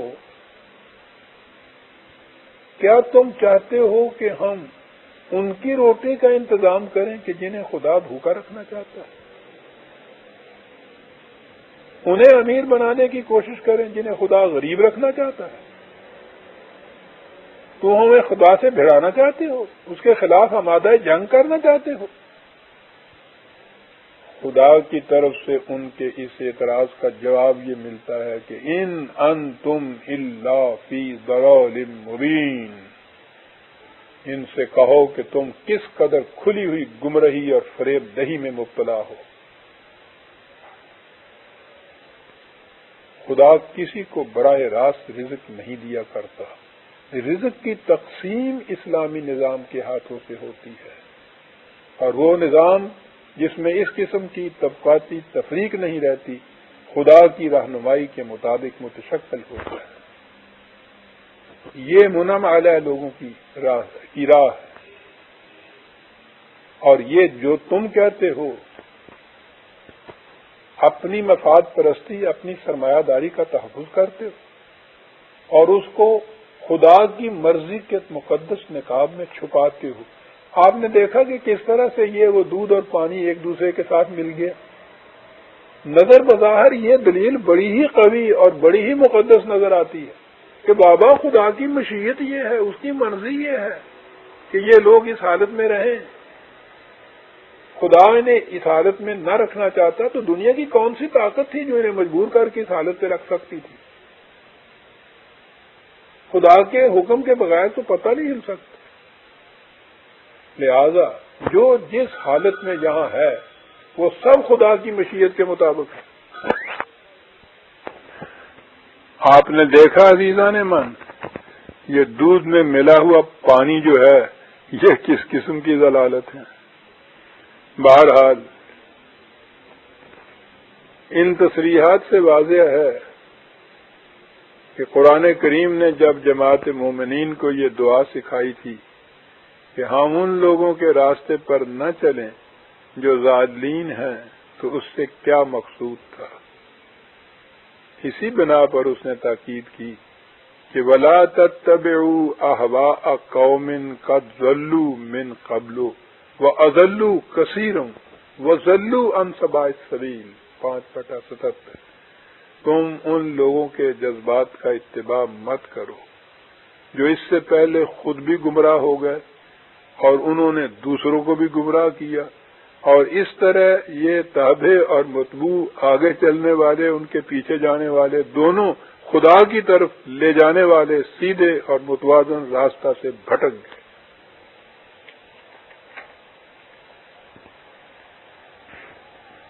آخر میں ایک چیز کو اور بھی واضح کرنا چاہتا ہوں۔ آپ قرآن کریم کے ترجمے یا تفسیر میں آپ دیکھیں تو وہاں لکھا ہوا ہوتا ہے کہ یہ غیر المغضوب علیہم ولا الضالین، مغضوب علیہم سے مراد یہودی ہیں اور ضالین سے مراد عیسائی ہیں، یعنی ہم اس سے مراد نہیں ہیں۔ اپنے متعلق تو ہم اس خود فریبی میں مبتلا ہیں نا، ہم منعم علیہ ہیں۔ تو غیر المغضوب علیہ، مغضوب علیہ یہودی ہیں، ضالین جو ہیں یہ عیسائی ہیں۔ عزیزان من، مغضوب علیہ اور ضالین سے کوئی خاص قوم مراد نہیں ہے۔ اس کا اطلاق تو ان تمام قوموں پر ہوگا جو غلط راستوں پر چلنے کی وجہ سے نمائے خداوندی سے محروم ہوگی اور اس طرح تباہی اور بربادی کے جہنم میں جا گریں۔ خواہ وہ زمانہ نزول قرآن سے پہلے کی قومیں تھیں، خواہ خود اس زمانے کی قومیں تھیں، اور خواہ قیامت تک آنے والی قومیں تھیں۔ اور پھر آگے یہ بات کہ خواہ اس قوم نے اپنا نام کچھ بھی کیوں نہ رکھ لیا ہو، بات تو ان خصوصیات کی ہے جو قرآن نے بیان کی ہیں۔ جس قوم میں وہ خصوصیات ہوں گی وہ مغضوب علیہ ہوگی، وہ ضالین کے زمرے میں اس کا شمار ہوگا۔ یہی نہیں کہ ہم مغضوب علیہ یہودیوں کو کہتے ہیں اور ضالین عیسائیوں کو، اور ہم سمجھتے ہیں کہ ہمارا شمار ان میں نہیں ہوتا۔ ہم نے تو پورے کے پورے قرآن کو اسی طرح مختلف شقوں میں بانٹ رکھا ہے۔ جہاں جہاں تباہیوں اور بربادیوں کا ذکر آتا ہے، ہم یہ کہہ کر خود فریبی میں مبتلا ہو جاتے اور مبتلا رہتے ہیں کہ یہ یہود کے متعلق ہے، یہ نصارہ کے متعلق ہے، یہ مشرکین مکہ کے متعلق ہے، یہ کفار عرب وغیرہ کے متعلق ہے، یہ سب جہنمی ہے اور جنت صرف ہمارے لیے تیار کی گئی ہے۔ لیکن خود فریبی سے حقیقتیں تو بدل نہیں جایا کرتی۔ ہم اس خود فریبی سے اسی صورت میں نکل سکتے ہیں کہ ہم خدا کی کتاب کو معیار قرار دے کر یہ دیکھیں، سمجھیں اور پرکھیں کہ ہمارا شمار منعم علیہ کے زمرے میں ہوتا ہے یا مغضوب علیہ اور ضالین کے گروہ میں۔ اس معیار پر اپنے آپ کو، اپنی قوم کو پرکھنے سے جو نتیجہ سامنے آتا ہے عزیزان من، اس سے تو روح میں کپ کپی پیدا ہو جاتی ہے۔ عزیزان من، یہاں پر سورہ فاتحہ کی آخری آیت کا درس بھی ختم ہوتا ہے، لیکن میں چاہتا ہوں کہ کچھ وقت بھی تھوڑا سا ہے ہمارے پاس کہ میں بسم اللہ الرحمن الرحیم اور یہ سورہ فاتحہ کی 7 آیتوں کا خلاصہ آپ کے سامنے میں پیش کر دوں۔ آپ نے دیکھا ہوگا کہ ہر کتاب کے شروع میں مقدمہ یا پیش لفظ لکھ دیا جاتا ہے، اس سے اس کتاب کے موضوع یا مندرجات کا تعارف کرانا مقصود ہوتا ہے۔ موضوع ترین مقدمہ یا پیش لفظ اسے سمجھا جاتا ہے جو نہایت مختصر لیکن جامع الفاظ میں اس حقیقت کو سامنے لے آئے جو اس کتاب کا مقصود اور مطلوب ہے۔ سورہ فاتحہ کو فاتحۃ الکتاب کہا جاتا ہے، جس کے معنی یہ ہیں کہ یہ سورت الکتاب یعنی قرآن کریم کا یوں سمجھیے گویا پیش لفظ یا تعارف ہے۔ اختصار کو دیکھیے تو یہ 7 آیات پر مشتمل سورت ہے، اور آیات بھی ایسی مختصر کہ 2 4 الفاظ پر مشتمل، لیکن اس کی جامعیت کا یہ عالم ہے کہ قرآن کریم کی بنیادی تعلیم اور دین کے نظام کا ملخص اس کے اندر یوں سمٹ کر آ گیا ہے جیسے آنکھ کے تل میں آسمان۔ یہ قرآن کریم کے ایجاز اور اعجاز کی نمایاں شہادت ہے۔ سورہ فاتحہ کے شروع میں بسم اللہ الرحمن الرحیم کے الفاظ سامنے آتے ہیں۔ اگر انہیں خدا کی طرف منسوب کیا جائے یعنی اس میں متکلم خود خدا تعالی سمجھا جائے تو اس کا مفہوم یہ ہوگا کہ اس کتاب کو اس لیے نازل کیا گیا ہے کہ نوع انسان کی نشو و نما کی جو ذمہ داری خدا نے اپنے اوپر لے رکھی تھی وہ پوری ہو جائے۔ یہ نشو و نما وحی کی رہنمائی کے بغیر ممکن نہ تھی، اور اگر اسے انسانوں کی طرف منسوب کیا جائے یعنی یہ سمجھا جائے کہ اللہ تعالیٰ نے انسانوں کو یہ تعلیم دی ہے اور کہا ہے کہ تم ایسا کرو، تو اس کے معنی یہ ہوں گے کہ ہر عبد مومن اس کا اعتراف اور اعلان کرتا ہے کہ میں جس پروگرام کو ہاتھ میں لے رہا ہوں اس سے مقصد یہ ہے کہ خدا کی صفت رحمانیت اور رحیمیت کی نمود عام ہو جائے۔ اس کے بعد سورہ فاتحہ ہمارے سامنے آتی ہے۔ میں اس کے ملخص کے لیے مناسب الفاظ اور بیان کی فکر میں تھا کہ میں نے دیکھا کہ اس کا جو مطلب میں نے مفہوم القرآن میں بیان کر دیا ہے وہ اس کا موزوں ترین خلاصہ ہے، اس لیے میں اسی کو یہاں پیش کر دینا مناسب سمجھتا ہوں، اور وہ یہ ہے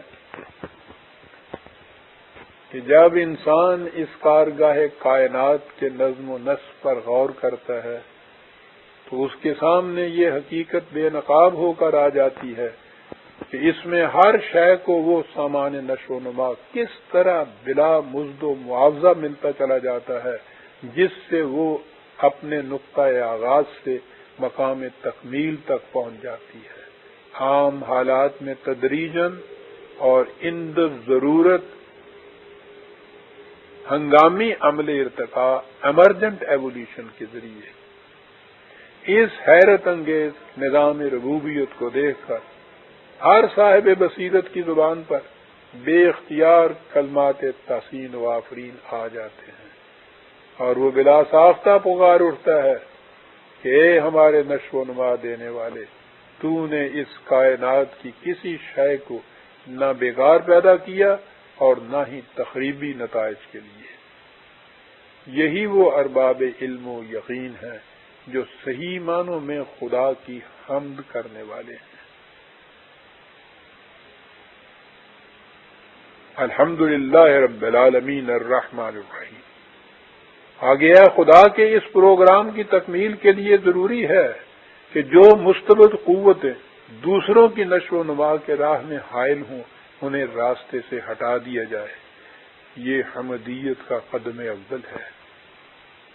ان مستبد قوتوں کو راستے سے ہٹانے کا نتیجہ یہ ہوگا کہ ایک ایسا نظام قائم ہو جائے گا جس میں نہ کوئی انسان دوسرے انسان کا محتاج ہوگا نہ محکوم۔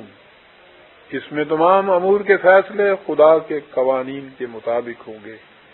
یہی وہ نظام ہے جسے آخر الامر انسانوں کے تمام خود ساختہ نظام حیات پر غالب آ کر رہنا ہے۔ یہ نظام ان افراد کے ہاتھوں متشکل ہوگا جو اس حقیقت کبریٰ کا اعلان اور عملاً اس اعلان کی تصدیق کریں گے کہ ہم خدا کے سوا کسی کی اطاعت اور محکومیت اختیار نہیں کرتے اور نہ ہی کسی غیر خدائی نظام سے خواستگار معاونت ہوتے ہیں۔ اس کا عملی طریق اس کی کتاب عظیم کے احکام و اصول کی اطاعت ہے، اور یہی خدا کی عبودیت اور عبادت ہے۔ یہ افراد جماعت مومنین جب سفر حیات کے لیے قدم اٹھاتے ہیں تو یہ حسین تمنائیں اور مقدس آرزوئیں دعا بن کر ان کے لبوں تک آ جاتی ہیں کہ بار الہ زندگی کا وہ سیدھا اور ہموار متوازن راستہ ابھر اور نکھر کر ہمارے سامنے آ جائے، جو ہمیں بلا خوف و خطر ہماری منزل مقصود تک لے جائے، یعنی وہ راستہ جس پر چل کر سعادت مند سابقہ زندگی کی خوشگواریوں اور سرفرازیوں سے بہرہ یاب ہوئیں۔ اس سے انہوں نے کائنات کی قوتوں کو مسخر کر کے اپنی ہم اثر اقوام میں امتیازی حیثیت حاصل کر لی۔ جب تک یہ قومیں تیرے متعین کردہ راستے پر چلتی رہیں، زندگی کی شادابیوں سے بہرہ یاب رہیں، جب ان کے نظریہ حیات میں تبدیلی آ گئی تو یہ نعمتیں ان سے چھن گئیں اور وہ دنیا میں ذلیل و خوار ہو گئی۔ ان کی صحیح و عمل کی کھیتیاں جھلس کر راکھ کا ڈھیر بن گئیں، اور چونکہ صحیح راستہ ان کی نگاہوں سے اوجھل ہو چکا تھا، اس لیے ان کا کاروان حیات اپنی قیاس آرائیوں کے پیچ و خم میں کھو کر رہ گیا۔ وہ کبھی آنکھیں بند کر کے اپنے آباء و اجداد کی فرسودہ راہوں پر چلتے رہے، اور کبھی انہوں نے خود اپنے جذبات ہی کو اپنا رہنما بنا لیا۔ جب اس سفر بے منزل کی بھول بھلائیوں میں کھو کر مایوس ہو گئے تو یہ کہہ کر اپنے آپ کو فریب دے لیا کہ خدا کو منظور ہی نہیں تھا کہ ہمیں سیدھا راستہ دکھاتا۔ بار الہ ہم تجھ سے تیرے بتائے ہوئے راستہ پر چلنے کی توفیق طلب کرتے ہیں، تاکہ ہمارا حشر بھی ان سوختہ سامانوں کا سا نہ ہو جائے،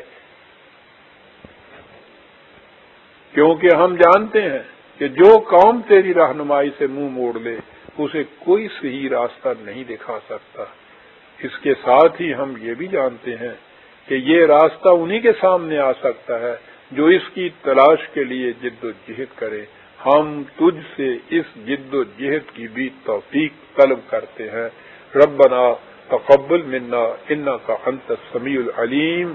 یہ برادر عظیم مفہوم القرآن میں دیے ہوئے سورہ فاتحہ کا خلاصہ تھا جو میں نے آپ کے سامنے پیش کیا۔ اللہ کا شکر ہے کہ آج 28 اکتوبر 1979 کو 28 اکتوبر 1979 کو میں سورہ فاتحہ کے ان پہلا درس تعارف کا تھا، 8 درسوں سے بحمدہ تعالی آج فارغ ہوا ہوں، اور ان کو محفوظ کر کے ٹیپس کے اندر میں نے دے دیا ہے تاکہ آپ سامعین کے لیے بھی یہ افادے کا موجب ہو، اور اس کے بعد آنے والی نسلیں بھی اس محفوظ سرمایہ سے استفادہ کر سکیں۔ اللہ تعالی میری اس سعی کو مشکور فرمائے اور آپ کی قرآن کے ساتھ وابستگی کے جذبے میں برکت عطا فرمائے۔ والسلام علیکم برادران عزیز۔